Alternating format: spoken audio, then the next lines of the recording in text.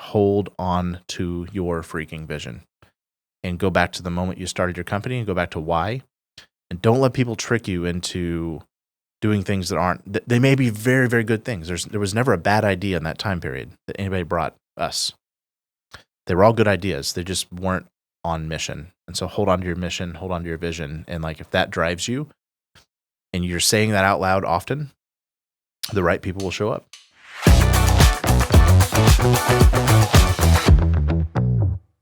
Welcome to the Maven Marketing Podcast. Today is Maven Monday. This is the place where we answer your real-life marketing questions. You can eliminate waste in advertising, grow your business, and achieve the big dream. Today, I have the most special of all guests, the backbone of my big dream, my safety net, my release, my business partner, my best friend, my one and only Valerie Welch. If you know Valerie, say hi to everybody. Hi. If you know Valerie, you know this is not... This is the last thing she wanted to do, but she is proud to do it because today is a very, very special day. 10 years ago to the day, we started Frank and Maven. We opened the doors and we set off on the journey. And today we're going to peel back the curtain. This is a rare episode. We never talk about ourselves in the way we're going to today, but it is a milestone. And with much encouragement, we're going to show you behind the scenes, the highs and lows of building our business. We're going to talk about growth, marriage, relationships, burnout, kids, and anything else you may have wondered about building a business like Frank and Maven. So we have so much to cover. This is going to be 2 episodes. And you have the full authority of Valerie here. She's going to call me on any BS. So you're going to get the most truth from me you've ever gotten. And we're just going to jump right in. We've gathered several questions over the last couple of weeks here with our network and just people we told we were going to be doing this podcast of like, what would you want to learn about the business we've built? And so weird to say that we have that kind of a story, a decade story. Agreed? Agreed. Yeah. But here we are. So we're going to jump right in. Is that okay with you? Yeah. You have anything to say? No. Okay. Let's do it. Okay. So, Brandon and Valerie, I want to hear about the initial struggles and challenges when you started. Did you ever want to quit or wonder if you have what it takes? Chris sent this question in. It's such a great question. Chris deals with a lot of people starting their business, so I'm sure he's asking this on behalf of his audience. And to that, I would say with the initial struggles, it was definitely time management. Yep, I agree. What are some ways you saw time management or lack thereof show up for me? Well, Brandon worked all the time. All the time. Oh, yep. Yeah. Till 1 or 2 in the morning. Probably worth saying this business was started between the hours of 8 a.m. or 8 p.m. and 2 a.m. Like that's just how it had to happen because we both had real jobs. Yeah. And your real job went to like 7 p.m. Yeah. Then you come home, eat dinner. Dinner on the couch, laptop in one hand. Eventually it was baby in the other hand. And I don't know, my third hand, I started the business. Doing emails and things like that till late in the night. So struggles. Chris, it was fear of letting people down. You and I have talked a lot about that. That fueled a lot of my late nights, fretting over presentations, fixing problems, trying to make everything perfect. Believe it or not, we didn't always know exactly what we were doing with marketing. So it was often testing and trying and spending all the money we were making to, put more ad dollars in to try to produce the result. A lot of experimenting. Yeah. Figuring out like literally in those days what would become the Maven method, like all those struggles and things we talk about in the book is those were literally late nights and very early mornings. I bet I lived, weird to say, it didn't feel like I was like making some huge sacrifice, like I was falling on some sword, but I literally think we didn't have kids at the time, so I think we both just kind of filled our day with work. Couch. You would be doing your master's degree, and I would be doing these things that would let us do this business. So, one thing that I would like to say here is that that period of time for me was I'd already been through years of experiencing failure through my family's business, which you guys probably know the story about. But I was kind of preconditioned. It's like fear had broken me so much that I was over it. There's nothing I could do to affect me more than it already had. And that was a curse at times, but that was a gift that kind of allowed us to, I wouldn't say be numb to it, because we definitely weren't naive. I think I was probably over fearful in a lot of ways, but it did force us to make mature moves. I agree. Things like never getting into debt, things like I had some silly rules. Well, I say they're silly. We still use them today. Like we had to have, 3, 4, 5 months of excess payroll in the bank before we'd hire another person, that sort of stuff. So one thing, speaking of team, that I did not struggle with is we had the huge blessing of first Caleb, then Tanner. We had Chelsea. We just had amazing people that were, I believe, placed by God in our business early on. And that is something that I think a lot of people struggle with, and I just never have. Yeah. Caleb was there from the beginning, and I don't know how. I don't know how you He's found still him. here. Does he know he's still here? Yeah. 10 years later, and it just the amount of I'm going to use the word providence because I've been studying that word lately.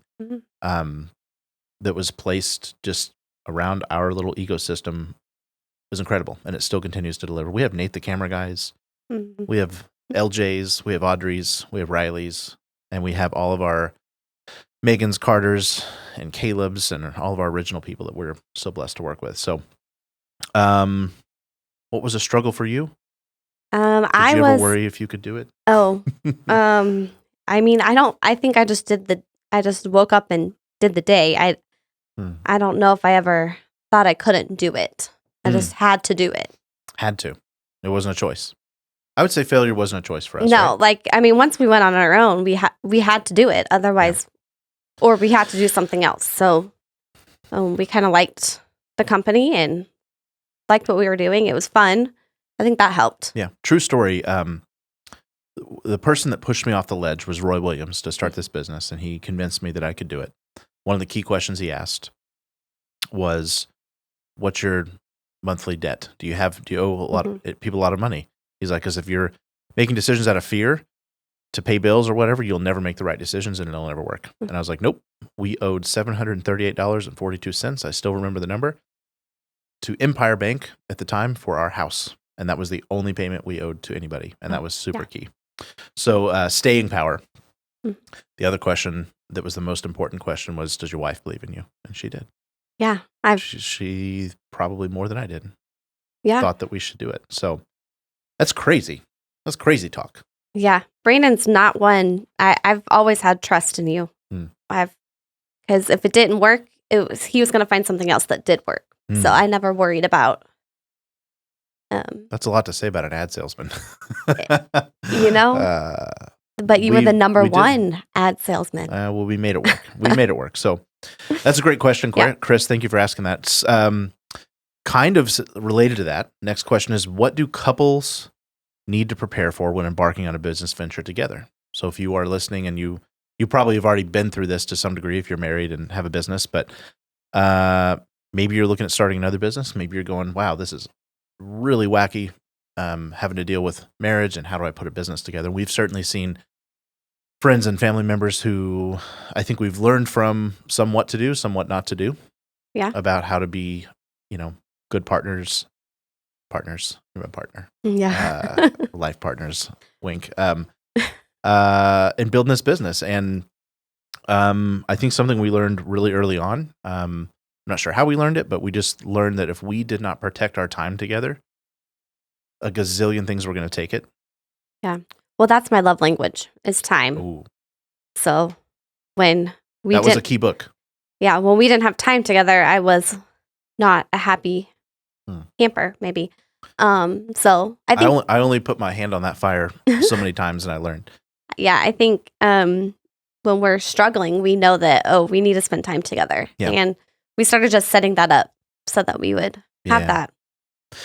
So I think that sounds so obvious. Like, that sounds like duh. But I think what happens to visionaries or dreamers, or maybe the extroverts, or whatever, the crazy people like me trying to start something, was I think I had the illusion that I was giving you the time at times, and I wasn't. And so I think what I learned was that you were never asking to pop my balloon or take some excitement away from me. It was just as little as 15 minutes a day. I'm not saying that's all I should give, but that 15 minutes a day made a mountain of difference. Yeah. A conversation. Dinner together. There's your advice. Talk to your wife. You heard it here, folks. But yeah, But when you're in the heat of building a business and working, I mean, sometimes there's a huge difference in talking and having a conversation. Yeah. And I had to learn that. The other thing would be understanding each other's strengths. Valerie very, very rarely has something strong or has something like has a strong opinion about any of the number of things I was dealing with or now or then. But when she does, she's never wrong. It's true. It's true. And so she'll be like, yep, that's going to get you. Or that person, nope, I don't think that's going to work out. And I've got a 0% success record of going against her intuition. I just really do. And so I think that's so key because I think so many of us that are running and doing all the things is like, no, you don't understand. You don't understand. I see so much more of it than you do. You don't, you got it all wrong. You don't see what I see. And it's like, no, you don't see what you don't see is the truth about that. And I think you've done that for me over the years. You've trusted my strengths. The couple of them I have. Yeah. Anything to say about that? Advice to other spousal units.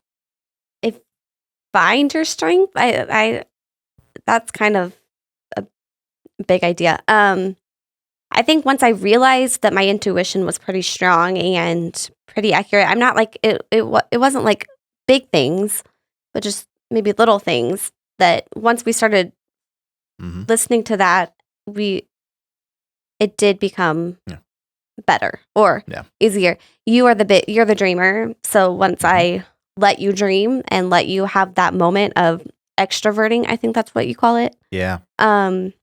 Once I learned that, he's just extroverting. Let him talk. This one was huge. Yeah. So this is on the topic of strengths, but also like, man, so many times it was weird for me because 99% of the time you're like, cool, whatever.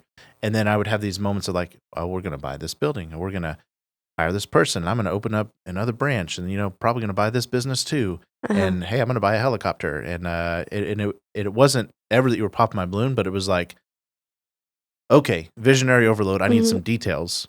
Yeah. And so I think a huge thing for us was learning that balance of she knows when I'm, just BSing or extroverting or throwing things at the wall, essentially seeing what sticks. And those aren't everything I take into the real world. And I think she learned to trust that maybe I wasn't going to act on those right away. No, but I remember a lot of conversations. A lot of times it came to hiring people or it came down to, we moved into a really huge new space. And things where she was totally trusting, but I would just build up this big vision in my mind of how we're going to make it 8 times bigger. And she's like, wait, we don't have this thing done yet. And so if you're a visionary, that's cool. You should do that. Yeah. That's how we're wired, right? But know that your person needs to know when you're in visionary mode. Something as simple as, hey, I'm just throwing some ideas out. I know it's not going to make sense. And then also if you're the person, if you're the integrator or the Valerie of the world, probably just give them a little grace and say, okay, well, I'll know when this is for real when we start talking dollars and cents, right? Right. And I think knowing that has really helped me. And then in the inverse, sometimes I need details and sometimes I need help with the details instead of just being big picture. So, and then once you know that I'm kind of in that mode, we can kind of figure that out. Like not. Yes. Yeah. Yeah. So I would say set aside time to talk about details or just know that there's a time coming to talk about details. Right. And then allow the times that freely flow with your, precious extroverted, entrepreneurial spouse. And if you're both that way, I don't know how you get, I don't know how that works out. I have only been able to do what I've done because of Valerie's structure. And for those moments that she's like, no, wait, hey, dude, like what's going on here? So let each other talk, listen to each other. We're going to say that about 1 million times. Yeah. Don't wait your turn to talk, listen. That's cliche advice, but my goodness. I know a lot of people who'd be a lot happier married if they did that. And sometimes it's just listening and apologizing. Sometimes you just need to, and that's hard sometimes, but it's hard for you. It's hard for me. She's never wrong. It's like I'll apologize I don't apologize when I'm not wrong. I'm kidding. Oh yeah. So I would say founders, like I'm talking to my entrepreneur guys. Here's the thing.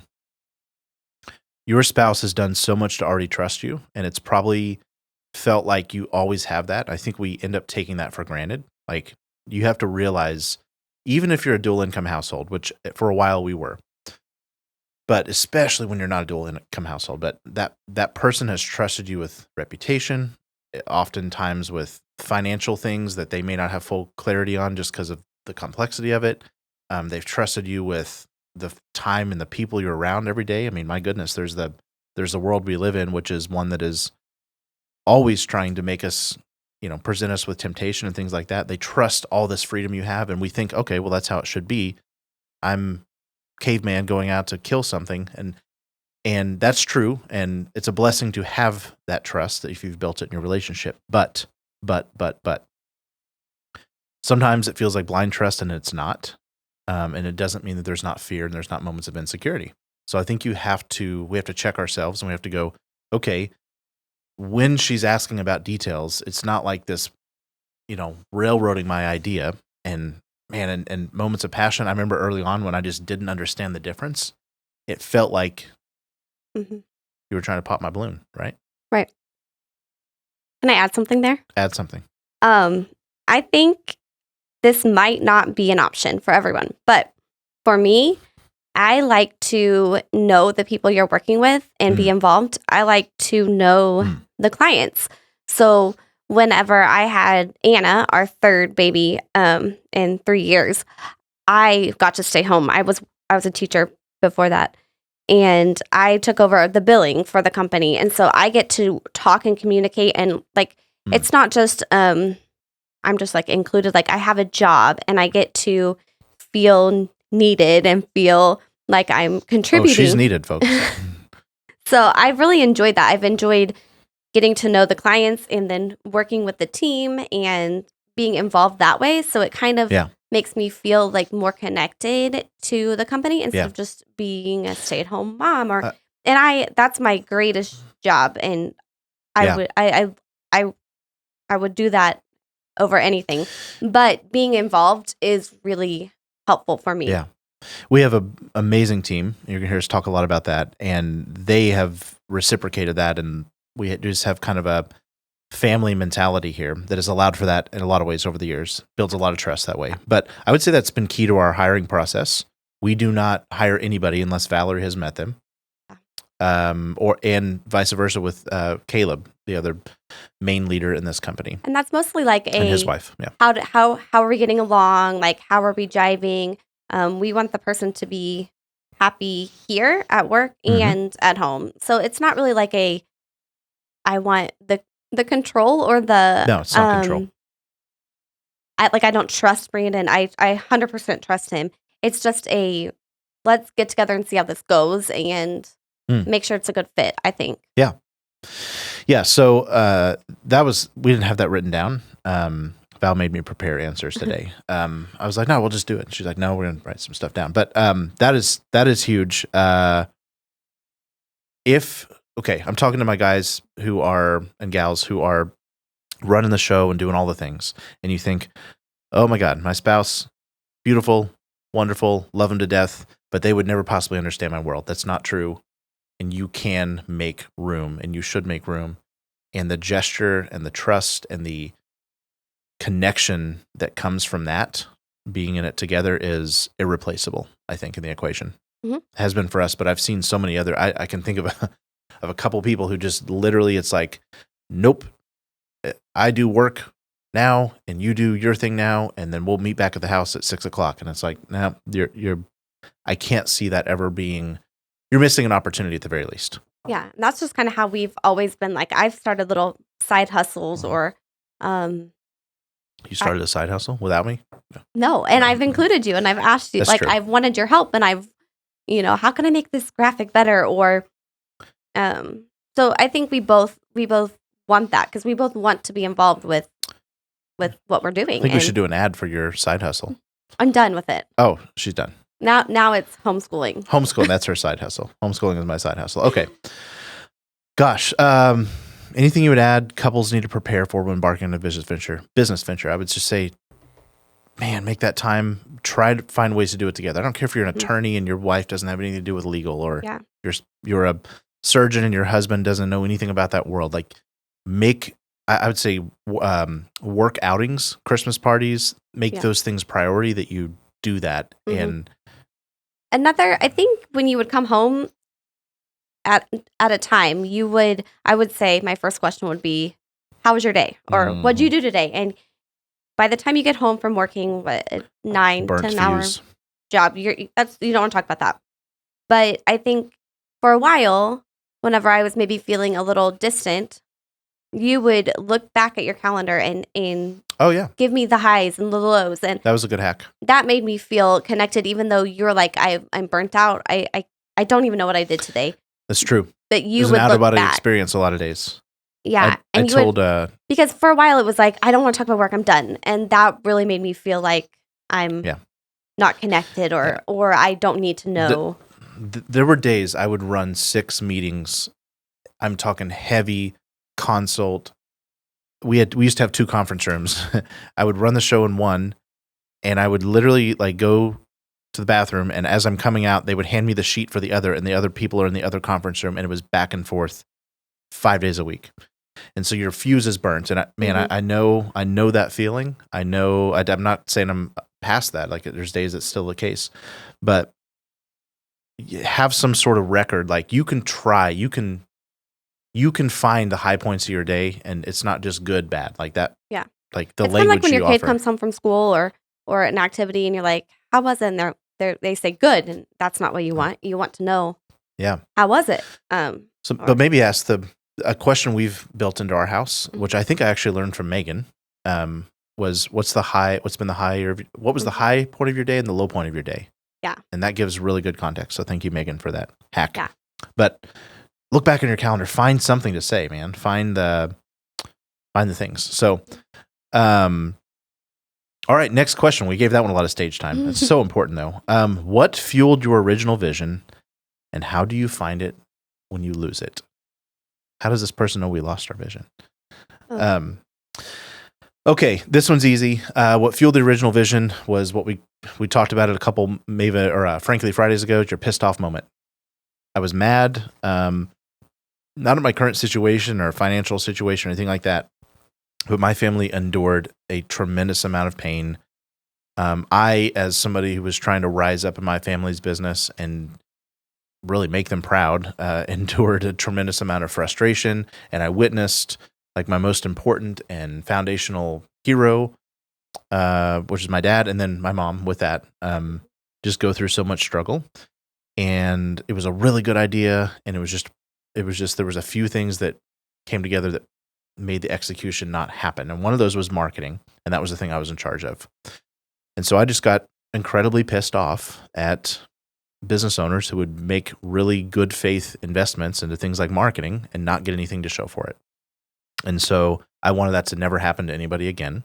And so we went on this journey and this thing to help entrepreneurs confidently grow without wasting money on advertising. And we say that every day. Nate, the camera guy, can tell you it's true in our company, and that's why we're here.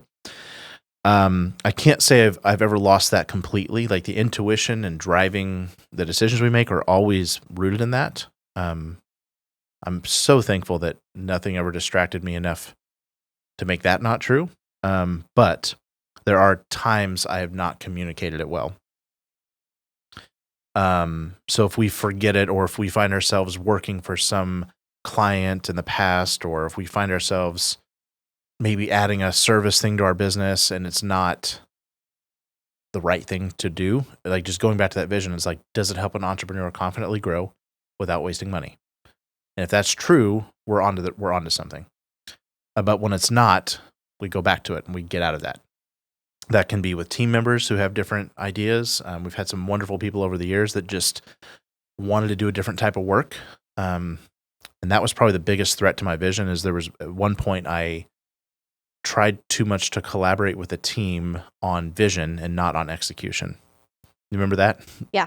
Oh, yeah. Were you there? I was. Yeah. And I thought I was doing the right thing by saying, guys, help me decide where we're going next. And that's not something your team, that's between you and God and like your wife. Yeah. Of like what you're making happen. And if you don't have that fuel, if you don't have that passion, you're a manager. You may be a really effective manager. You may be a really effective systems person, but you are not building something that is new or that is going to be attractive to people in its very nature.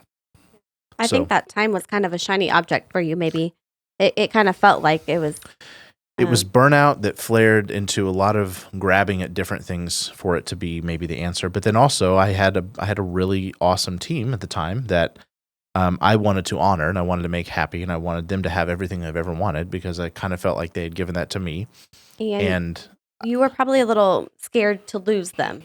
See, this is the truth part. This is truth. This is very true. I was extremely scared to lose them. So I think that kind of played we into... didn't, like we lost several team members that period of our time. And I don't know how it would have played out differently. The conclusion that all of us came to was that they wanted different things than I wanted. But all along, I'd probably let them believe that the things they wanted were my vision, and they weren't.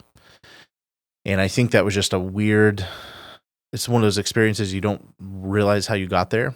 But in hindsight, you can see how to never get there again. And what I would say is just hold on to your freaking vision and go back to the moment you started your company and go back to why. And don't let people trick you into doing things that aren't, they may be very, very good things. There was never a bad idea in that time period that anybody brought us.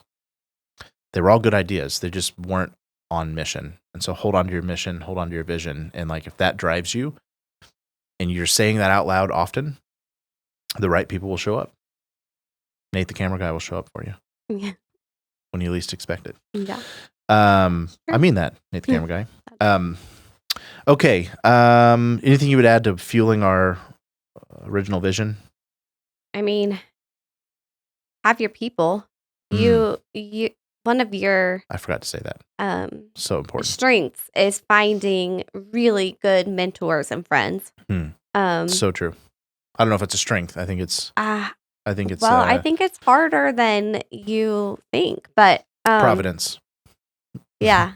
So I think you've had those people. You've had the people that are twice your age that have been there, done that, who want the best for you, and you've trusted them and been able to talk to them. Because I think sometimes we were scared to talk to people, or I don't know, like.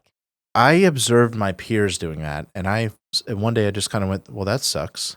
Right. Like, I'm going to go up and talk to that guy. One of them was Bill Perkin. He was a big deal. Like, for somebody to like ask Bill Perkin, in my world at that time, it was like, oh, why is he talking to Bill Perkin? It's like, because I think the guy's really cool. Why not? And I just had this dork mentality of like, if he doesn't like me, then I guess he doesn't like me. But he did, and we've been very good friends, and Bill has been a huge mentor of mine. Randy Mays would be Bill Perkin, by the way. Randy Mays would be the exact same thing. I don't know how exactly it happened, but I ended up taking Randy to lunch and asking him if he'd be my coach, and he gave me a price that I couldn't afford, and I said, would you do it for half? And he said, well, since you asked, I guess I will. and we've been really good friends ever since. So I would say, man, you have got to elect mentors in your life. I don't care if it's somebody, hopefully it's somebody in your local circle, if it's somebody in your church that you see doing something kind of sort of like you want to do. Find people who have accomplished what you want to have accomplished, but they're ahead of you. And that has been, I should have said that first. Like I should have said. And then I think even friends, like Taylor's been there. He'll let you extrovert way more than I will. So I think that's, like I'm like, okay, let's bring it down. But they will sit out all night. Not really all night, but used to. And in the cul-de-sac of our first little house. Yep. And so I think you need that, like especially a dreamer. You need those people to just dream with. And I mean, I'm really thankful for these people because they let us become who we're trying to become, even when we're not sure we have it figured out yet. And they just kind of hold up the mirror. And so all these people, your mom, Janet, has been the most key mentor that allowed us to do it, like truly from a financial standpoint, and that saying, healthy. Yes, you're ready. Go for it. Yes. Like I think that's what I can. I think she's the reason why I have been able to do everything I've done is because it was like, well, I don't know if I'm ready for this, and she's like, no, you are. Go, and she'd kind of give you that healthy push. Yeah. She's so good at that. And when I have Janet's green light, I could even be going, I'm not sure about that, but I'll be like, I better do it. Yeah. Got Janet's green light. So, especially on things financial and all those things. So, man, so grateful. So I will summarize that point by saying, like, go back to the moment that got you mad enough to start this thing.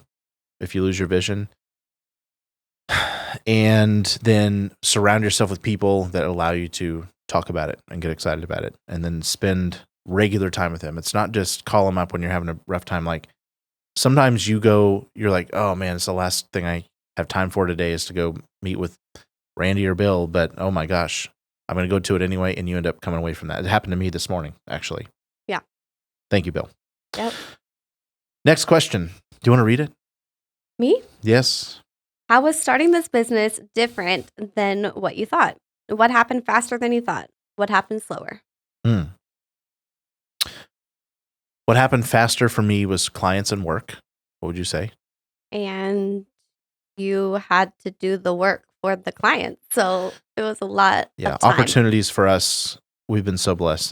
They just literally, I had phone calls the first day, like 10 years ago today. Uh-huh. Like they were ready to go. They're like, we believe in you and we don't know what we don't know what we're going to buy from you, but we'll buy something. Come on over. And it's like Mark and Julie. It was Tyler and Ashley. It was Keith. Tim Bear. Oh man, Tim and Jennifer Bear. Yeah.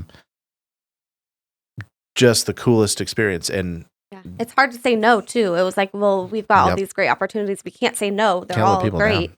Yes. So then it was like, okay, but now we have to figure out what we're going to do and when. Yes.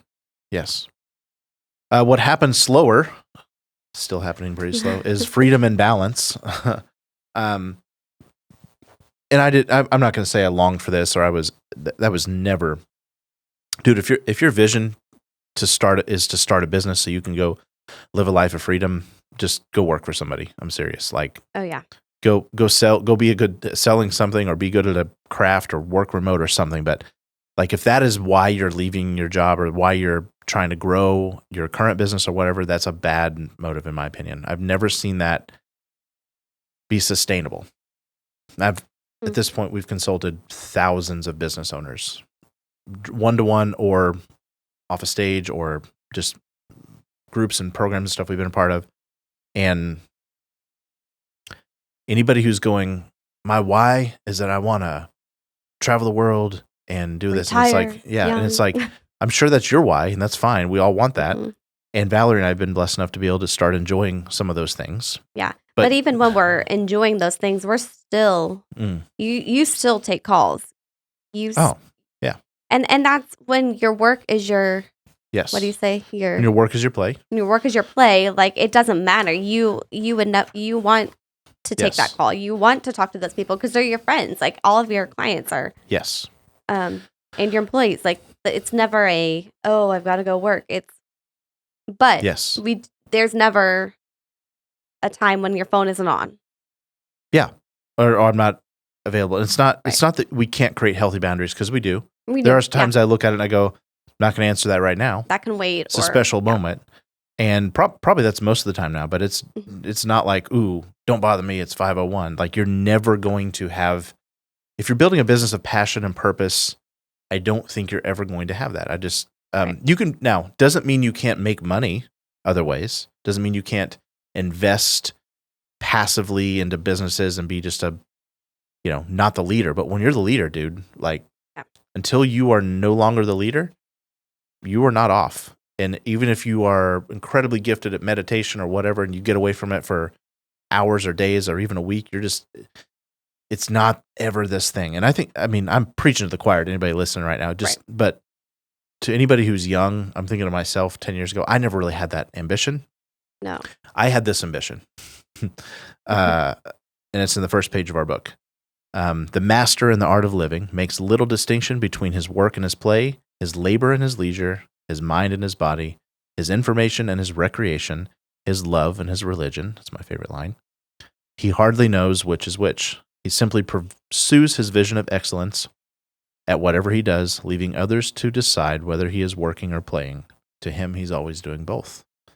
And it's a weird thought, but if you're doing something that is for a bigger cause, I think that is certainly what fueled us. And if you're doing something for a bigger outcome for somebody you're trying to make a life better, which for us it's entrepreneurs and our team, likewise, I don't think it ever becomes work. Right. You still have to protect the time and all that stuff. And But this journey is just way different than what I grew up with and what I knew. So it is still a little bit. Yeah, my mom and dad worked the 8 to 5 or really 8 to 6 or 7, but it was very consistent. Worked very hard, but yeah. Yeah, and so it is very different, and I'm still learning and processing, and yes. And we are really blessed. So it's always been a good thing. It's just different. Even when you have an awesome team, and I'm confident we have the best in the world, who want that life for us and each other. We support each other in that, who want us to be autonomous and all that stuff. You're just never totally off. And that's not an expectation that I think is realistic. So anything else you would add to what was different? Oh, I'm sure there are. I'm sure you didn't expect me to lose all my hair by now. Yeah, not true. What have you learned about taking risk and being comfortable with the moves we've made?